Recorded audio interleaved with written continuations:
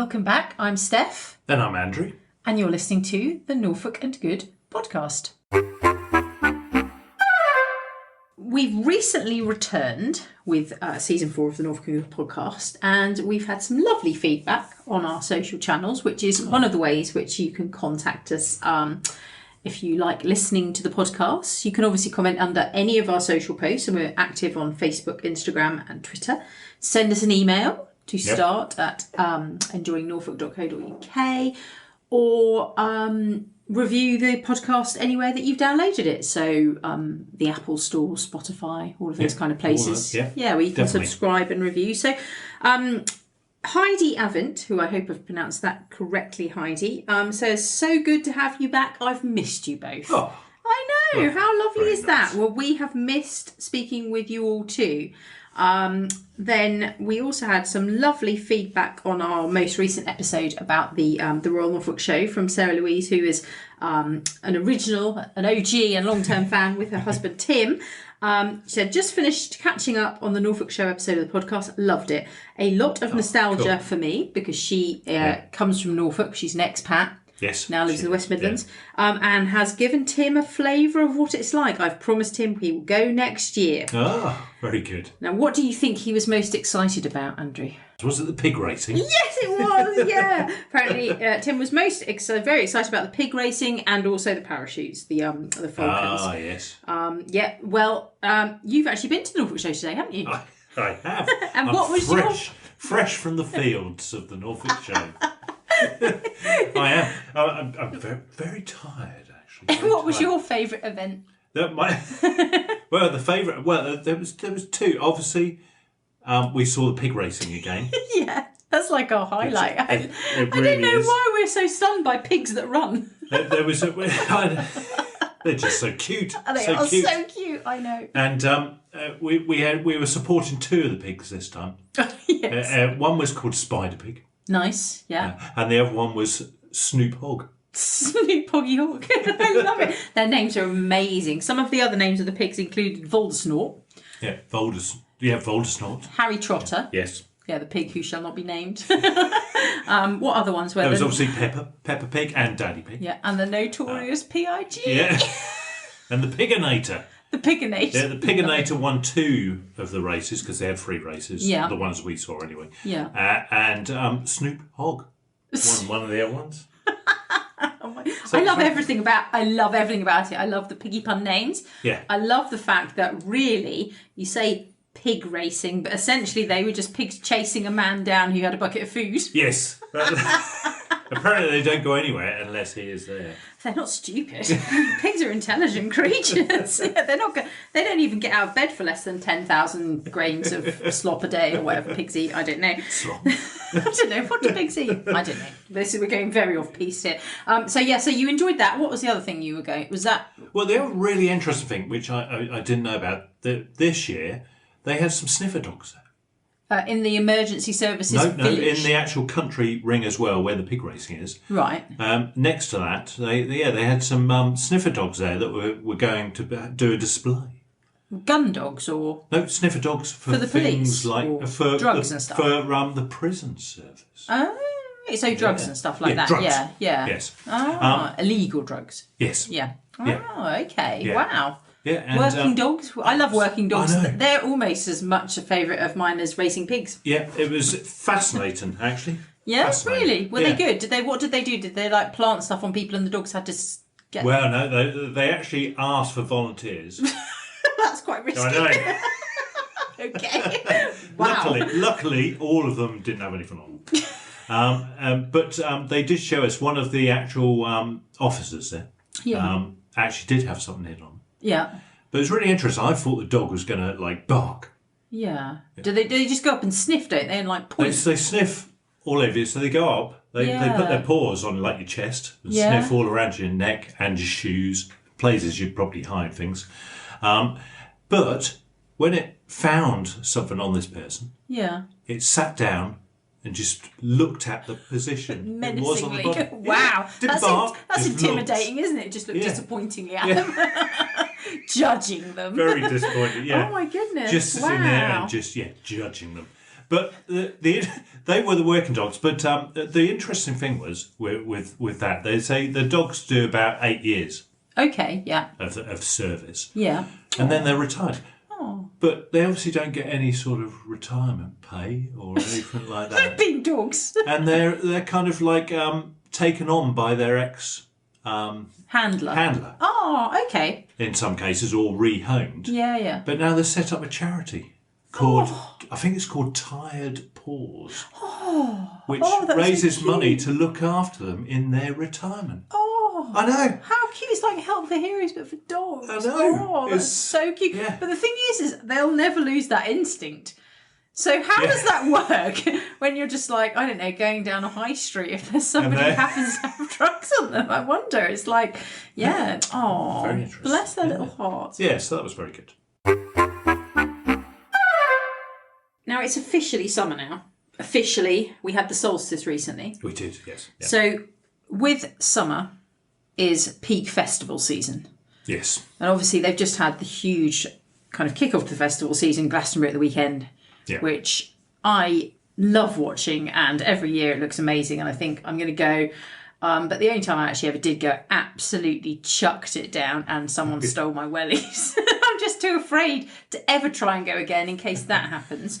But you don't have to go to Glastonbury to get in the festival spirit, do you? No, not at all. No. I mean, obviously you've been in fields today. You've been in fields and, it's sort of farm-esque. Down the farm. Yeah, I felt a little bit dusty and dirty by the time I got home. You just talked about sniffer dogs looking for drugs, so it's got that kind of Glasgow vibe.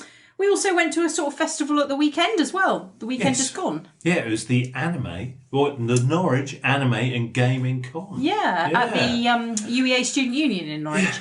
Yeah. It was very good. I really enjoyed myself, actually. It was actually. very cool. Yeah, it's an annual event, isn't it? Yes. I think. Because it was on last year, which is how we discovered it, because we saw all these people leaving the UEA in cosplay outfits. And we were like, where have you just been? This looks very fun. And after they got over the initial shock of us approaching them, they told us. And we went along ourselves this year, and I really enjoyed it. I highly recommend it. If you are interested in manga or Japanese art or cosplay or anime or gaming, all ages, all sexes. It's fun for the whole family, isn't it? It was a really entertaining weekend. It was on both days, Saturday and Sunday. We went the Saturday. There was live music, performance, gaming area, loads of stalls. And a raffle. A raffle, a huge raffle, a geek raffle it was called, which I just love that. I love the fact it's this quite cool, slightly kind of left field event. And they've got a raffle, and everyone packed into the theatre. It's the main LCR theatre where they have all the gigs for the raffle. And Andrew got so excited that he nearly sent me up for a prize, thinking he'd won when it wasn't even the colour of the tickets that we had. It was the number though. That's how overexcited he got with the raffle. Although we did actually win a prize, so that was quite good, wasn't it? Yeah, it was fun. Very nice, wasn't it? Very nice bit of artwork. It was, It was very, very, very fun event. I loved seeing everyone that had made the effort to dress up. Yes, some amazing costumes. The effort that is put in to some of the costumes and things. It finished with it was called a cosplay masquerade, and I thought it was just going to be kind of like the equivalent of a cosplay fashion show, but it wasn't. It was, you not only had to dress up, you had to put on a performance, and there was like all this criteria that people were being marked against. So it was whether you'd made the outfit yourself from scratch, or how entertaining your performance was, and all this kind of thing, the delivery, how much the crowd responded to you. It was quite hardcore, wasn't it? Really was, and some of these young people were actually, I mean, they weren't all super young, but mostly they were young. They were absolutely, the performances, they must have really practiced. They were really polished. Amazing. And the winner, I think, did her own backing. She had a mic like Madonna. You know, those tiny little mic things. And she made her own backing track and a dance, and it's amazing. Really good. So, really good. And, people should go to that. Definitely, have a look for next year. The Norwich Anime and Gaming Con at the UEA. Yeah. As well as those festivals, there's quite a lot coming up in the summer. Yeah. Now, if you are going to a Norfolk festival, and there are a few on, and the wonderful thing actually about Norfolk is that there's some bigger events, but there's also loads of little stuff happening in villages and things, aren't there? There is, isn't it? There's like the Worsted, I want to say, festival, Worsted, yeah. which we've been to before. Yeah, that's very good. And there's Festival 2 in King's Lynn. I don't know, has that been on? Is that on? Is it selling tickets now? Not too sure. I don't know. Yeah, but ones we do know about that we are going to. This Holt to. Festival is coming up as well in July as well. Yeah, and there's also food festivals. There's usually a Holcombe food festival. Something we'll have to look into that. Yeah, Norfolk Food Festival. Yes, yeah. It hasn't. I don't know whether it's been on every year. Obviously, all of these things have been massively affected by the events of the last few years, i.e., COVID.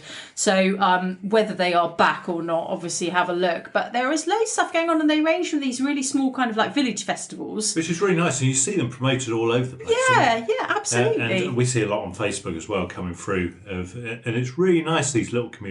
They're so fun as well to get along to. It's really nice, and they're quite wholesome, and they really are a great kind of testament to Norfolk life, I think, as well. These sort of village festivals that are quite small. Yeah, absolutely. Everyone kind of pitches in, and again, they're suitable for all ages and all comers. But then there are bigger events as well, and a couple on our radar that we've already got tickets for.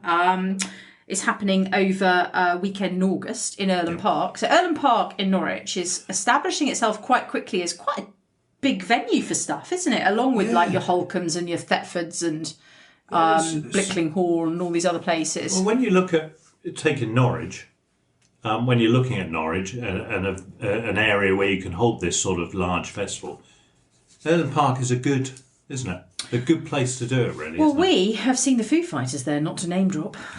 First Earlham Park, next Glasgow. Just saying, always done good. I know, and I think that's where it all came from. It was the Radio 1 Big Weekend. Radio 1 Big Weekend. It was. I can't remember when it was. It like 20. Oh, I want to say something like 20. Might have even been as far back as 2015 or so. Off the top of my head, I can't remember. It was a bit of a while back. We had Taylor Swift.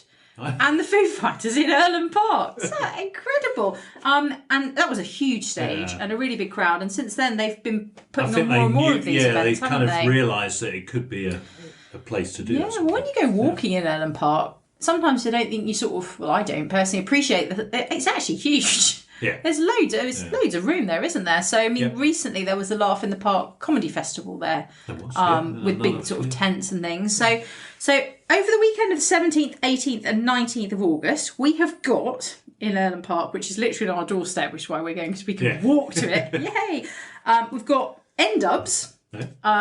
We've got Let's Rock, which is generally a kind of bit of an 80s vibe party fest, isn't it? Yeah, definitely. But the bands from the 80s, not tributes. Not tributes. No, genuine articles. Yeah. Shall I tell you who's going to be at Let's Rock, Norwich? Definitely, yes. Okay, so Tony Hadley. All right. Off of Spandau Ballet, I believe. The Farm. Oh. Yeah, so sort of late 80s Manchester rave, but I do love a bit of The Farm. Heaven 17. All right. Midger. Really? Off of Ultravox. Do you think he'll do Vienna? That'll be good, won't it? Johnny Hates Jazz. 5-star. My goodness. Oh, do you think it will be the original 5-star? Toya. Yeah. My goodness. Toya. To Pow. Last seen by Andrew in Yarmouth. No. No? That's fake news. Sorry, go on, tell me that. That was my first gig at the LCR. Yes. China in your hands. Amazing. Is that Carol Decker? Yes. Of T'Pau? Yes. What a voice. I know. God, what a woman. Yeah. We've also we got should find out. Blancmange, who I've heard of but literally don't know much about. Live in Joy. Neil X of Zig Zig Sputnik. I know, and others. Very good. So that's Saturday the 19th of August, yes? Toya, I think, is playing at the Holt Festival as well. Which is interesting. Does she live in Norfolk? Yeah, because she does seem to do quite a bit. Quite a lot of Norfolk. Yeah. She's quite into gardening these days, I think, isn't she? This might be fake news as well. Moving on, before we digress into stuff we literally know nothing about. So anyway, so you've got Let's Rock on the Saturday. On the Thursday, you've got N-Dubs. Yeah. Okay, so apparently they dominated the UK charts from 2006 to 2012. Oh. Yeah, and they confirm an urban takeover of Erland Park. Wow. There you go. So that should be quite interesting. Yeah. They had a sold-out arena tour last year. Wow, okay. Yeah, so that's pretty big actually, isn't it? So that's the 17th of August. Then Let's Rock is the 19th. And on the 18th, so you got Thursday, Friday, so you could do the triple if you are a mad festival goer. We are. We are doing the triple, yeah. You got Pete Tong. Oh. Pete Tong on the Friday with Ibiza Classics, the Essential Orchestra, Jules Buckley. So it is Pete Tong doing his DJ thing, but with a real live orchestra. So it is going to be amazing. Yeah, absolutely beautiful. So if you have a little look at I've seen some of the sort of sponsored ads on Instagram and that kind of thing, and I've sort of seen this sort of thing before, and it looks amazing. So it's got your usual kind of, Cafe Del Mar kind of Ibiza vibe. Dance music, but to a live orchestra. Oh, it's going to be good, isn't it? Absolutely fantastic. It's going to be so those 3 days essentially. Glastonbury's got nothing on Erland Park. Hey, when we're there, and not in a tent, thank goodness. To finish the summer, there's another festival very close to your heart and mine, Andrew. It is, yeah. Two of my favourites. Is this also Erland? Yeah, Erland Park. It is. Yes, it is. Yeah. And that is the Foodies Festival. The Foodies Festival. Yeah, they are returning. Yes, it's happening 8th and 9th of September. 8th to the 10th of September. Yeah, but Friday, Saturday and Sunday again. But we should bring someone in who can tell you much more about the Foodies Festival than we can. And definitely. That's founder of the festival, Sue Hitchen. Excellent. We're here today with Sue from the Foodies Festival. Hello, Sue. Hello. Hello. And I was hoping that perhaps you would be able to introduce yourself to our listeners. Just tell us a bit about, obviously, who you are and your connection with the festival. Yeah, certainly. I am the founder of Foodies Festival. So I started it 18 years ago. And I'm the CEO as well, and basically run the festival, head it up. And I'm also the person who is very much on the ground, taking it around the country and making sure that everything works efficiently and successfully throughout. Crikey, so that sounds like a very busy role. Yeah, it is. It is busy. We're also a family business, so two of my daughters work for the business and my husband is very much involved in the business as well. So it's a real passion for the family and something that is really close to our heart and, is a real driving force for all of us. So I'm intrigued, and why you actually started the Foodies Festival. Where did the idea come from, Sue? Yeah, so I live in Edinburgh, and I am the editor of Edinburgh Festivals magazine, and I realised after publishing the magazine for 4 or 5 years that there was a real need for a festival celebrating good quality food and drink in Edinburgh. So the idea came from that. I started Foodies Festival in Edinburgh as part of the main festival offering, and then realised that I could take the festival to other cities, and so it expanded from there. Fabulous. That's amazing. So it ran alongside the Edinburgh Festival then? It did. So, we started it, and it was always and is always the first weekend of the festival. So it appealed to residents of Edinburgh, but also people coming up to Edinburgh, taking part in, the International Festival and the Fringe. What a brilliant idea. I was going to say it's like a foodie fringe. Fabulous. Yeah. I love that. Amazing. It's not all about the food, though, as well. There's music as well, isn't there? That's right. I mean, it's expanded. It's expanded majorly since then. But really, at the heart of it, the food is at the heart, and it's also a celebration of top chefs. In that, the chef's theatre is very much the the centre of the show, in that we invite local Michelin star chefs as well as our master chefs to cook their signature recipes and give hints and tips.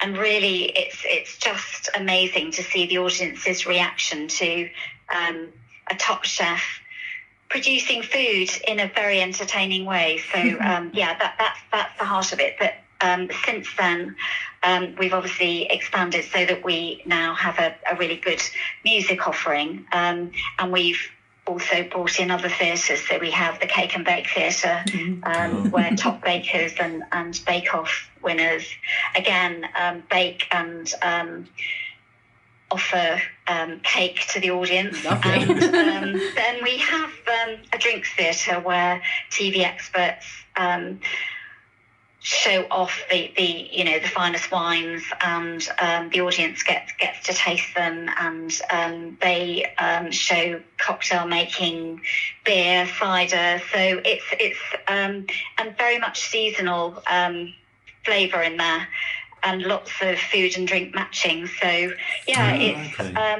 that's why I'm saying that food is really at the heart of it throughout. Definitely, yeah. And then the one inspiration for me, actually, when I started Foodies was the idea of exploring taste buds, so that children were introduced to new foods and learnt to cook. So we have a children's cookery theatre as well, and that's really popular. Yeah, that's an excellent idea to bring in the younger audience. Yeah, the kind of family element to it. Yeah, I think because it's been a bit lost, hasn't it, with regards family meals together, and also going out together and sharing the same food. They're often excluded from sort of more fine dining, in inverted commas, more fine dining establishments, and if you want to get children interested in food and nutrition and appreciation of food and the sort of social context of it, then starting them young is a good, important thing, isn't it? Yes, it really is. I lived in Spain. My children were brought up in Spain, and so when we moved back to Scotland, I was really aware of the whole difference in culture. First of all, children, this was, 25 years ago, children being fed special kids' meals if you went out to eat, rather than just enjoying adult food. And children being very much a part of the dining experience, and family meals being at the heart of everything. So I had experienced that in Spain, and I thought it was something to be celebrated in the UK, and so that was another inspiration for starting Foodies. I love that. I think that's absolutely fantastic. It was our first ever Foodies Festival last year in Norwich. Was it have you been in Norwich every year, or was that your first year in Norwich? No, it was our first year too, and it was very subdued because of the circumstances. If you recall, it was a difficult time of year, in that unfortunately the Queen invited the night before, or 2 nights before the festival launched at Erlen Park. Yeah. So it was a very subdued event, but we were given full backing by Norwich Council to go ahead, because we were able to talk to them about how what a positive thing it was to gather people together, and for people to feel that there was a common feeling and a celebration of the Queen. So we did go ahead on that basis, but this year is going to be entirely different, in that we're really going to be able to celebrate food and have a really fun time. And it's happening in September, the Norwich one, which we're going to again, last on the menu, for want of a better pun. So what have you got planned for us, Sue, at the Norwich Foodies Festival? Well, yes, it's September 8th to 10th, so Friday, Saturday, Sunday, and we planned it for those dates so that it's I think the weekend before children go back to school. So we're hoping that most people will be back from summer holidays and will want to join us. I was actually looking, we've got an amazing lineup of chefs. So in the Chef's Theatre we have Gordon Blackiston from Morstan Hall, Andrew Jones from the Dial House, and Richard Bainbridge from Benedict. So some really top local chefs. also some Master Chefs coming along. So Alex Webb, who's a Master Chef professional winner, Irini, Master Chef champion, and we're actually taking on tour with us the current Master Chef champion. So she just won a couple of weeks ago. And coming to Norwich is Omar Foster, who is one of the finalists. So it's going to be really fun in the Chef Theatre with so much talent in there. And then on the music stage, we're absolutely delighted to have Blue, the whole band, on Saturday performing, and I saw them recently in Bristol, and it was just such a magical experience to see them live. So yeah, it's and you know the Children's Cookery Theatre, the Cake and Bake Theatre and the Drink Theatre. So we're still putting all of the elements together for all of the theatres, but the line-up's looking great at the moment. Oh, we're so excited. I can't wait. What a lovely way to finish the summer. Yeah, definitely. For us. It really is. And it will be your finish as well. So, I mean, do you actually get a break? Because it's your entire... It's basically over the whole... Because it's... Is it the first Foodies Festival... at the moment, as we're this weekend, is it the first one of 2023? No, we're on number 7. So oh my goodness! Oh wow! We started in Brighton over the first Maybank holiday. Oh wow! And then we went to Cardiff, Bristol, London, St Albans. Last week we were in Exeter, and this week we're in Chelmsford. Goodness. So yeah, we've been on the road since the end of April. We do get home, but not for long. My goodness! Wow, that is quite an endeavour. That's really exciting, though, to go to all those different places as well, to see you for yourself, to see all the local chefs as well. You must be so proud of what you've built, Sue, on a kind of purely sort of businessy sort of sense. I mean, that is quite a success story, to be honest with you. How wonderful. You must be really, really proud of that. And you said it's a sort of a family enterprise now, but, you know, it's no mean feat. Pulling off one festival is quite a large undertaking, but one in all those cities, my goodness, you must never sleep. So, yeah, I mean, it's full on, but thankfully we get a lot of support from councils because it's such a great offering for families and local communities. And, yeah, I have a very committed, hardworking team. And, you know, we literally go on tour. But every festival is different. So, you know, the festival in Norwich will be very different from the festival in Brighton because of the local produce and the local chefs. And also the street food. So that's a really important part of it. And Foodies was actually really instrumental in pushing the street food movement in the UK.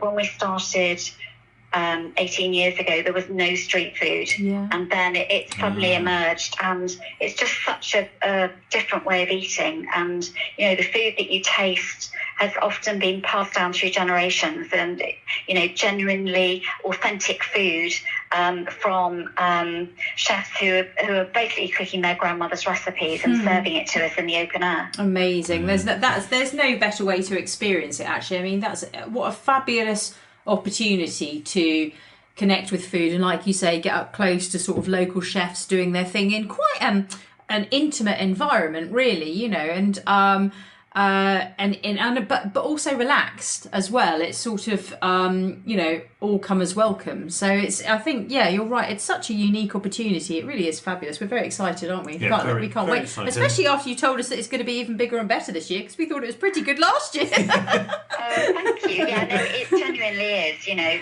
the first 3 years when we bring the festival to a city, you know, we're literally expanding every year, and then it sort of settles down. So there will be much more to eat and drink this year at Ellen Park. And yeah, I mean, at that time of year, you know, September 8th, 9th and 10th, as I've said, we're hoping that the weather will still be balmy. Yeah, fingers crossed. You know, generally September is a good time to go out and eat and drink in the open air. Definitely, yeah, absolutely. And we thought it was very family friendly as well. Yes. Really family friendly. Yeah, our two. So we've got 2 boys. They really enjoyed it. They enjoyed choosing what food they were going to eat from the various different stalls. I think we probably ended up getting our dinner that evening from a combination of stalls, and also there were sort of dessert stalls as well, which they were quite made up about. So that was really nice.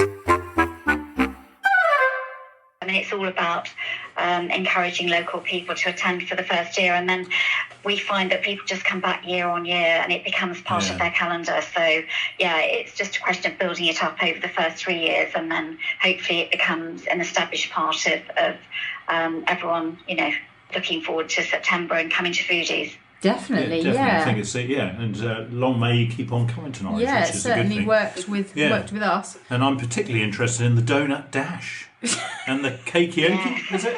Cakeyoki. Yeah. Tell us about those, Sue. That's going really well. So it's a really fun competition. Obviously, we've had the chili eating competition as well, which is great fun. And I know that in Norwich, the chili queen is scheduled to come. So she's hoping that it'll be her 100th competition. So she'll really be celebrating hard if she wins. That's so exciting! Obviously, we're a podcast about Norfolk. Yeah. You obviously came to Norwich last year to do the festival. Have you been to Norfolk before on a regular occasion?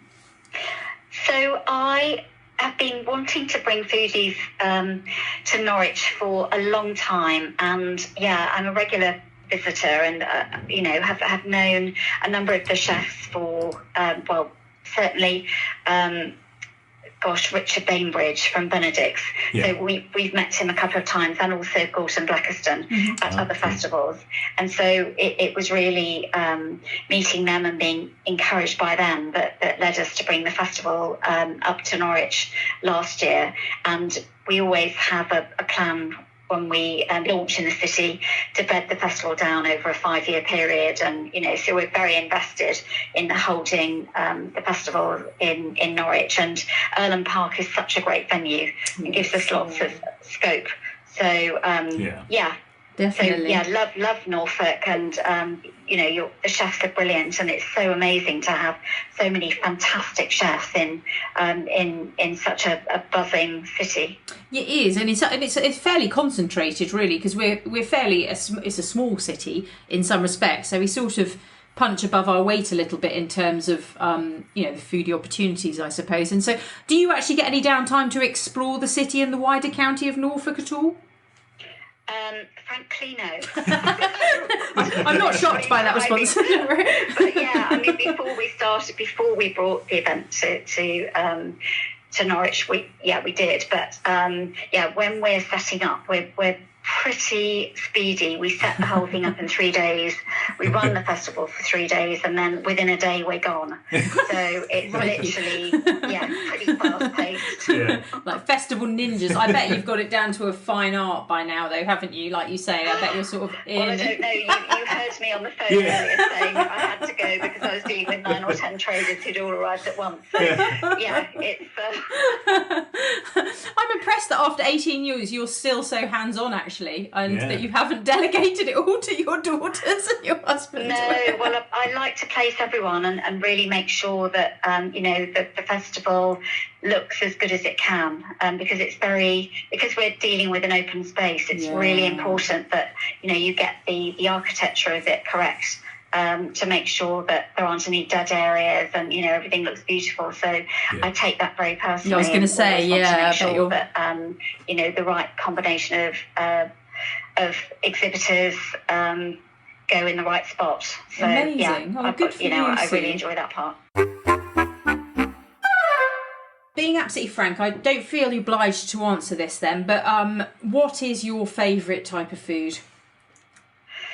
Gosh. Putting you on the spot there. Well, do you know, I love oysters, I love venison, and yes, I mean, that's it. My husband does most of the cooking, and he's a fantastic cook. He has picked up so many hints and tips along the years, and he does a lot of home cooking.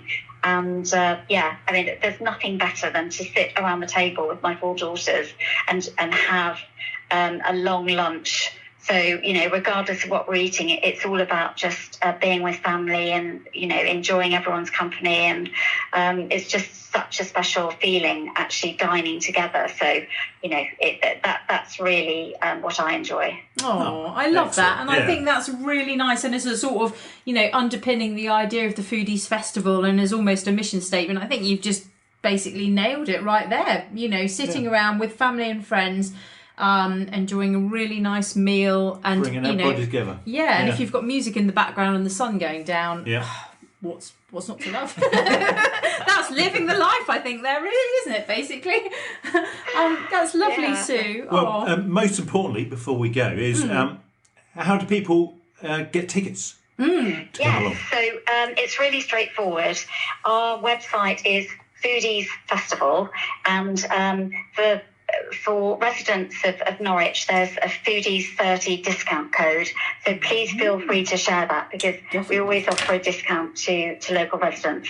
So if you put in Foodies 30, then you get a discount off the price of the ticket. And obviously it's wonderful if people support us by buying a ticket in advance, but there are always tickets available at the door as well. And we don't charge for children under 6, and between the ages of 6 and 12, it's only a £3 charge. So we try and make it as inclusive as possible for families. And we're one of the very few festivals where dogs are allowed as well. Oh, so, wow. It's a whole family experience. Oh, I love that. That's excellent, good to know. yeah. Oh, thank you. That's really great. And we will definitely make sure that code gets out there so that we can get as many local people enjoying the Foodies Festival in Norwich as we can. Definitely. Thank you so much for your support and for discussing it with me. And I really look forward to meeting you over the 3 days of the festival and catching up face to face. Absolutely. We can't wait to. That would be lovely.